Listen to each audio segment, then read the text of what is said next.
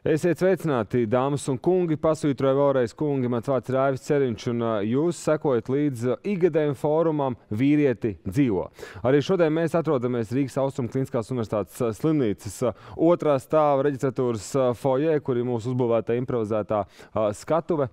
Otro dienu mēs runājam par un ap cauri dažādām dimensijām par to, kas ir vīriešu veselība, kāpēc mums par to ir jārūpējās, kāpēc mums ir jāveic pārbaudas un kāpēc arī ir kolosāli dzīvot un kvalitatīvi dzīvot. Arī to es vēlos pasvītrot.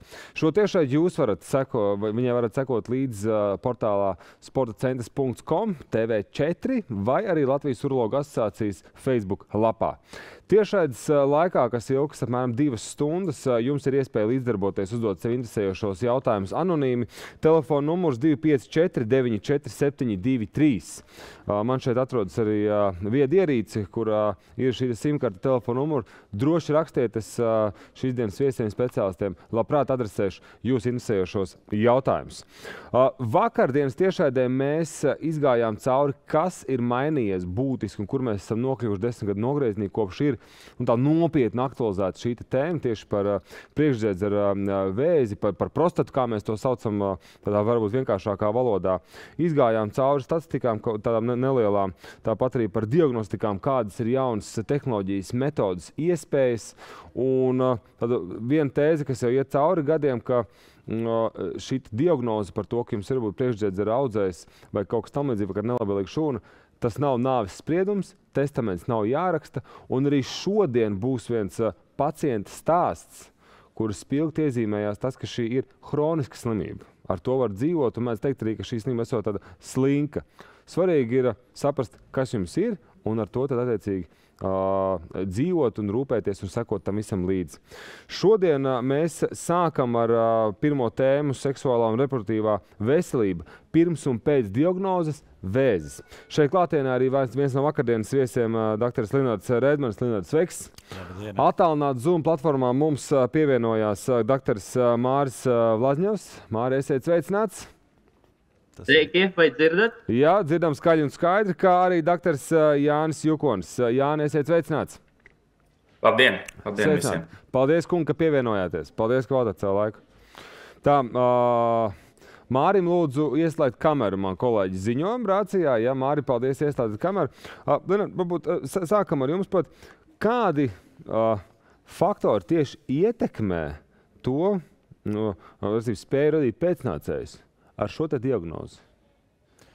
Ja mēs izējam tādās secībās kaut kādās. Jā, ja mēs tur būtu jārunā, ja mēs runājam par vīriešu veselību un reproduktīvo veselību saistībā ar onkoloģiju, tad tas nav tikai priekšdziedzi ar vēzis, jo tas faktiski aktuālāk ir sēklnieku vēzis, jo sēklnieku vēzis atšķirībā no priekšdziedzi ar vēžu, kas piemeklē vīriešus biežāk pēc 50 gadu vecumā, skar gados jaunākus vīriešus, tātad no 20 līdz 40 ir augstāka, runājot par sēklnieku audzēju, 20 līdz 40. 20 gados? Jā, 20 līdz 40 ir tā vecuma grupa, kurā visbiežāk mēs diagnosticējam.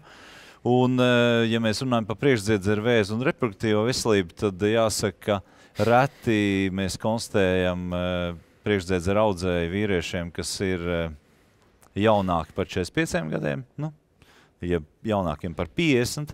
Līdz ar to iespējams, kā reproduktīvais jautājums nav tik aktuāls. Viņš var būt aktuāls, protams, katram ir dzīvē savi plāni, bet tieši sēklnieku vēža gadījumā tas ir visbiežāk šiem vīriešiem vai nu vēl nav bērnu, ja ir vēl plāni. Un tad runājot par reproduktīvo veselību un šiem abiem audzēju veidiem, viennozīmīgi pirms mēs uzstādām tātad diagnozi, skaidrs, ka pati slimība var arī ietekmēt auglību, samazināt dažādos veidos jau tajā brīdī, pirms vēl mēs esam iejaukšies ar ārstēšanu. Ja? Viņi jau ir ietekmējis tādā? Jā, ja sēklnieku audzēja gadījumā viens sēklnieks jau var būt skarts no audzēja, tad mazāk būs šūna, kas spēj ražot spermatozīdus. Tādā gadījumā mēs viennozīmīgi prasam vīrietim, kādi ir viņa plāni. reproduktīvā jomā. Tā arī tiek prasīts? Jā, mēs tā arī prasām, jo īpaši sēklnieku vēža gadījumā, bet arī vaicājam prostatas vēža gadījumā. Un viens no biežāk ieteiktajiem padomiem ir nodot savu bioloģisko materiālu, konkrēti spermu, nodot spermas bankā, kā tāda drošība, ka gadījumā, ja būs plāni, šo materiālu var izmantot ārpuszemes apaugļošanā un var gūt pēcnācējus.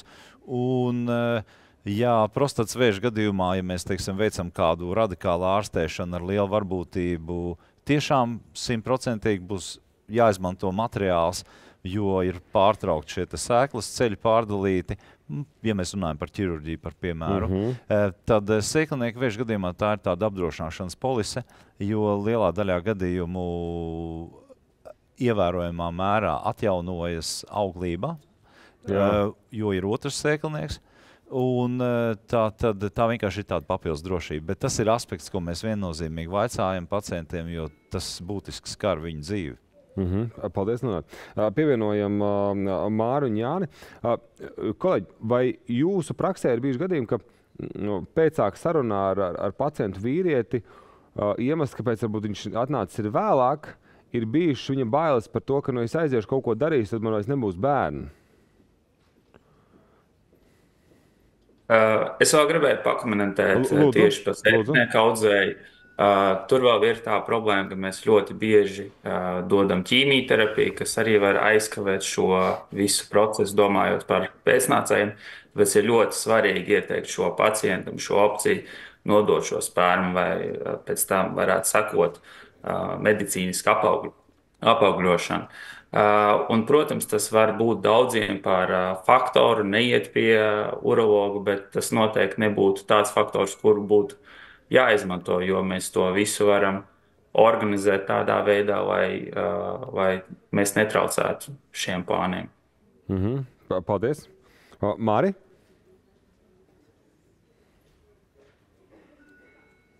Māri, kā ar dzirdamību? Dzirdat mūs?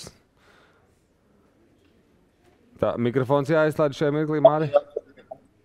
Jā, praksē ir bijuši gadījumi, kad pacienti atnāk pie urologa un tad domā, ko tad mēs darīsim, vai cik sāpīgi, nepatīkami vai tas būs. Bet tur ir darbs ar pacientu un komunikācija ar pacientu.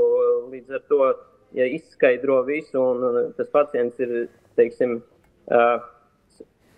skaidri domājošs, loģiski domājošs, tad viņam tām bailēm būtu jāpāriet.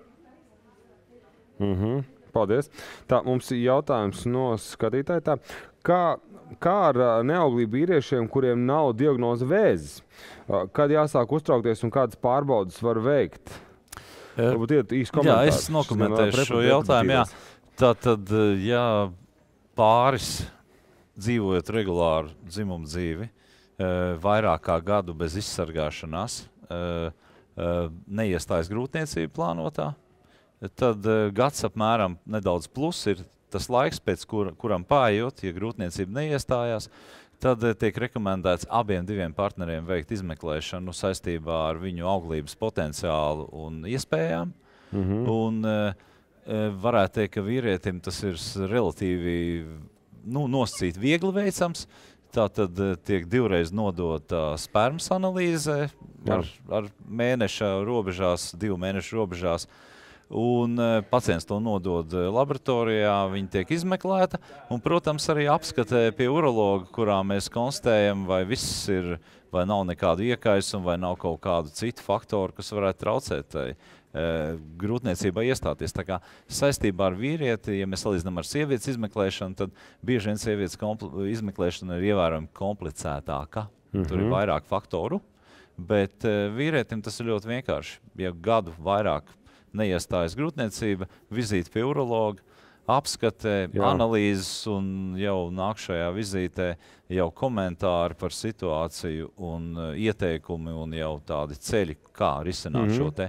Bet ideālā variantā tam būtu jānotiek, ka abi partneri paralēli tiek izmeklēti. Jā. Jo ir situācijas, kad partneri iet pie ginekologa 1 gadu, 2 gadu un aizmirst par to, ka tur piedalās 2 tajā procesā.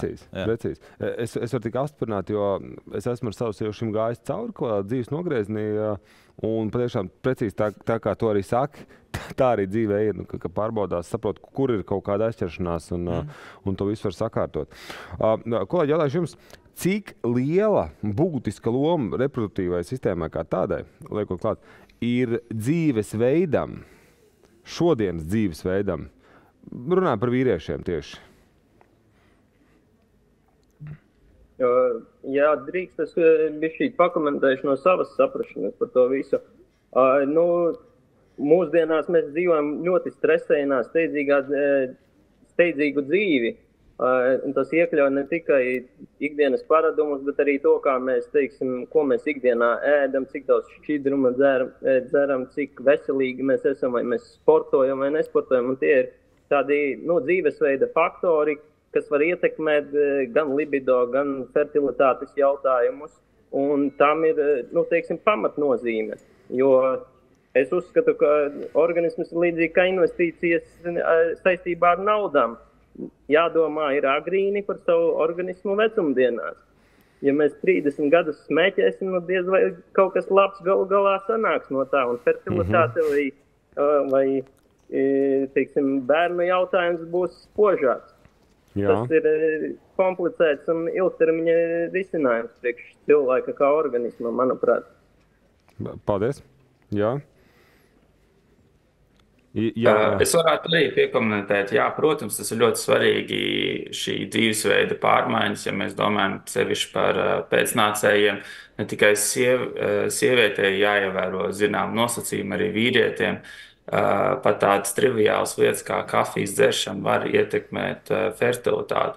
Un ir jāizvairās no riska faktoriem, protams, kas ir kā alkohols, cigaretes, bet te arī būtu nepieciešama šī urologa konsultācija, vai saprast, iespējams, kas tajā ikdienā pietrūkst, vai kas ir par daudz, un pie tāda mēs varētu pieķerties. Vēl kaut jautājums, vai diagnoze vēzis, ja tāda tiek uzstādīta, kā un kādā veidā viņi ietekmē seksuālo dzīvi? Pie pamodelējuma dažādas variantus, kas ir tāds, es teikšu, maigāks, vidējs un nopietns. Kādas atšķirības? Runājam par priekšsēdz raudzēji, tad, protams, jautājums ir, kāda ir izējas dati saistībā ar erektīlo funkciju, ar dzimumu spēju, tātad spēju veikt dzimumu aktu apmierinoši, kā tas tiek definīcijās minēts. Tad jautājums, protams, kāda ir izējas dati. Protams, tajā brīdī, kad tiek uzstādīta tā diagnoze viennozīmīgi, tur ir bailes, šaubas un stress, kas viennozīmīgi to jau ietekmēs negatīvi. Psiholoģiskā aspekta.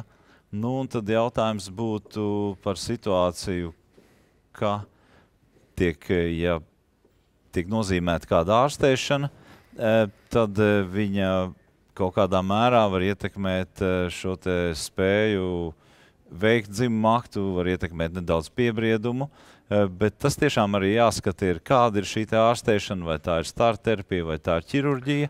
Kāda būtu starpība? Paņemam, stara ķīmija vai ķirurģiska iejaukšanās? Pamatā, ja mēs runājam par radikālu ārstēšanu, tā tad ir ķirurģija un starterapija, un ķirurģijā ir, teiksim, divi tādi būtiskākie blakus efekti, kas, ko varētu teikt par sarežģījumiem, jeb statistiski daļai pacientu ir grūtības panākt normālu piebriedumu dēļ tā, kad ir nepieciešams operēt tajā zonā, kur iet nervi uz dzimumlocekli.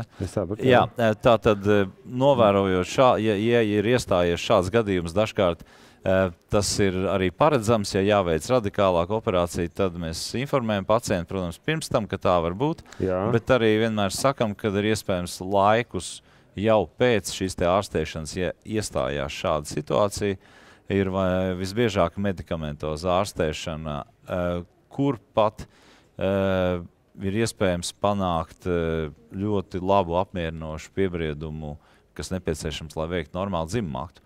Skaidrs, ka tas nebūs vairs, tie būs ierobežojumi dzīvē, bet tur ir iespējami risinājumi. Viņi ir neskaitāmi. Tas moments, kad ir neatgriezeniski, ir maz iespējams. To es gribēju saprast. Respektīvi, ir iespējams neatgriezeniski dabīgā veidā sasniegt piebriedumu, bet, ja ir traucējumi sasniegt viņu, kā tas bija kādreiz, tad to ir iespējams medikamentos koriģēt sekmīgi, augstā procentā. Paldies. Kolēģi, ko jūs attālināt Zoom platformā mums piebilst? Es gribētu piebilst, ka erektīva disfunkcija tiešām ir ārstējama un praktiski viņa gandrīz vienmēr ir izārstējama. Tas ir vairāk atkarīgs no tā pacienta motivācijas, cik viņš ir motivēts tikt pie šīs erekcijas, pie šī brieduma. Un arī pie prostatas audzēja, ja mums ir šī radikālā ķirurģiskā terapija, ir pacientiem, kuriem mēs varam piedāvāt šo nervu saglabājušu prostatektomiju, ko mēs varam izpildīt un kuras laikā ir liels procents, kuriem pacientiem pēc tam šī erekcija atgriežas pēc šāda veida operācijas. Jāni, piedod, es 5 vārdus atpakaļ, es nesapratu to terminu, ko tu teici, piedod. Kas tas bija? Nervu saglabājoša prostatektomija, visticamāk. Ko tas nozīmē? Piedod, es neesmu mediķis. Jā, tātad, ja mums ir prostatas audzējs, mums ir visbiežāk jāveic radikāla terapija, kas var būt staroterapija vai ķirurģiska iejaukšanās, un ķirurģijas laikā tiek izņemts viss šis priekšdziedzers, jeb prostatas dziedzers ārā. Gar šo prostatas dziedzeru iet nervu kūlīši, kas tad veicina šo erekciju. Un gadījumos, ka šis prostatas audzējs neiesaista kapsulu, nav šī neiroloģiskā invāzija, tad ir iespējams veikt šo operāciju arī veicot nervus saglabājot. Paldies par skaidrojumu. Sapratu. Māri, ko jūs piebilst par šo diagnozi vēzis un ietekmu uz vīriešu seksuālo reproduktīvo sistēmu? Skan skarbi, bet dzīvē, diemžēl, dzīve nav gluda un vienmēr raita, un varbūt tā, kā mēs to iztēlojamies, ir daudz kam jāpielāgojas. Un, ja diemžēl saskarās ar šo diagnozi vēzis vai priekšdziedzera vēzis vai nav kas, ir jāpielāgojas un jāsaprot arī tas, ka nebūsim mēs tādi, kādi mēs bijām pirms šīs diagnozes, ņemot vērā to, kāda ir iespējama ārstēšana. Bet arī kā kolēģis Linards teica, tad ir iespējama medikamentoza ārstēšana un palīdzēt mazināt šos simptomus, dzīves kvalitāti uzlabot. Bet tā kā bija jaunībā vai pirms diagnozes, diemžēl tā ir realitāte, kuru nevar neņemt vērā un dzīvot utopijā. Paldies. Un tas arī rūpīgi, manuprāt, ir jāskaidro pacientiem, jo viņi domā, ka varbūt tā radikālā ārstēšana neiespaidos neko citu, kā izņemot to diagnozi vēzis. Mēs šeit kā mantru gadiem atkārtojam, ka ir jāiet pārbaudīties, lai saprastu, kas ar mani ir, es esmu sveiks vesels. Un jautājums tāds, kāda ir starpība? Kādā stadijā man atklāja vai konstatēja, ka ir, ļaundabīgs audzējs? Ja mēs liekam klāt reproduktīvo sistēmu, to es gribētu saprast. Un tas tā doma, kāpēc to jautāju, ka ātrāk aiziet pārbaudīsiet, sapratīsiet, ka viss ir kārtībā. Varbūt kaut kas tomēr nav, bet jūs būsiet laicīgi atklājuši un, čaps sakārtosim. Un nekas nemainīsies. Komentējot par to slimības stadiju un par to ietekmi uz seksuālo un reproduktīvo veselību, viennozīmīgi, jo agrākā stadijā, jo ārstēšana būs tātad radikāla, un ja ir agrīnāka stadija, tad tas, ko kolēģis arī teica, lielāka iespēja, ka varēs saglabāt šos te nervus, tātad saglabāt dabīgu piebriedumu, un otrs ir, ja slimība jau ir aizgājusi ļoti tālu, kad jau ir izplatība organismā, tātad izplatīts audzējs, tad lielākā daļā gadījumu, kad nebūs iespējams radikāli izārstēt šo slimību, tajā gadījumā ar lielāko varbūtību tiks piedāvāta ārstēšana zālēm, kas būtiski ietekmēs piebrieduma un viennozīmīgi arī reproduktīvo veselību. Tā ir kā blakne tajā brīdī? Jā, tā ir kā blakne, ļoti izteikta, ietekme uz libido viennozīmīgi. Arī, jā. Nē, nešaubīgi, jā. Pirmais būs libido, otrais būs piebriedums. Jā. Kāpēc tā ir? Tas ir atkarīgs no tā, no kādām, par kāda testosterona koncentrācija ir organismā vīriešu hormona. Un pirmais signāls visbiežāk ir dzimuma tieksmes mazināšanās, ja ir runa par deficītu. Un tikai smagā deficīta gadījumā testosterona būs visbiežāk erektīla, tātad piebrieduma traucējumi. Jā. Tā kā viennozīmīgi, jo agrāk, jo lielāka iespēja pirmkārt pilnībā izārstēt slimību. Otrkārt, ja slimība nav izplatīta, tā ar lielāko varbūtību nebūs jālieto medikamenti, kas vīriešu hormonu pazemina. Un runa jau nav tikai par erekciju un par libido. Ja ir šī izplatītā slimība, kur jāmazina ir testosterona līmenis, tad testosterons ir svarīgs neskaitāmām organismu funkcijām. Cukura, metabolisms, tauku metabolisms, muskuļu spēks, intelektuālās spējas un viss cits pārējais.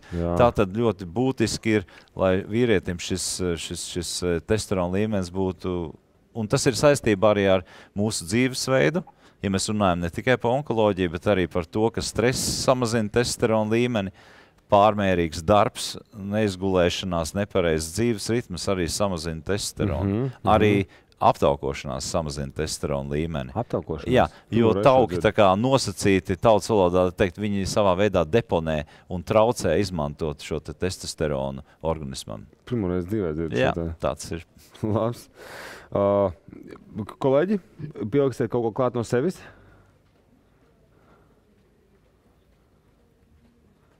Jāsaka, kolēģis ļoti labi paskaidro šo situāciju un tiešām jāiet agrāk pie speciālistiem, lai visefektīvāk un ar mazāk blaknēm mēs šo slimību izārstētu. Jā, tāpēc jau lielā mērā mēs šeit esam ik gadu.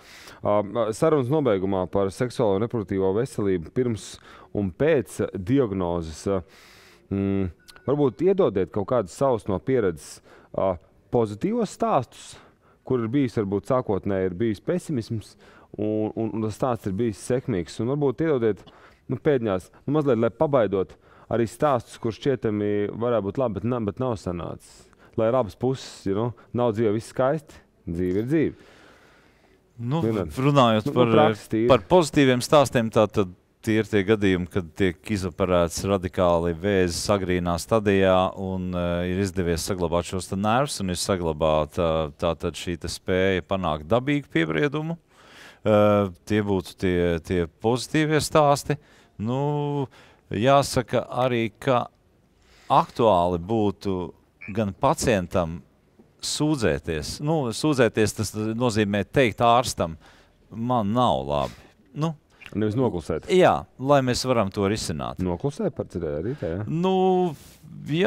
Skaidrs, ka tas saistīts varbūt zinām mērā ar to, ka pēc kaut kādas smagākas ārstēšanas varbūt ir tajā brīdī citas aktualitātes, bet tad tā kā tāda dzimuma dzīve nesokās kā iepriekš, un tad pacients, ja viņš ārsta pienākums ir pajautāt, protams, viņam par to, kā viņam klājas, un tieši arī šajā sfērā, jo ārsts jau zina, ka var būt kaut kāda ietekme. Jā. Tātad tas būtu aicinājums runāt par problēmām, un visbiežāk, ja nepalīdz kaut kāds viens ieteikums, tad noteikti palīdzēs otrs, bet tā ir sadarbības starp ārstu un pacientu.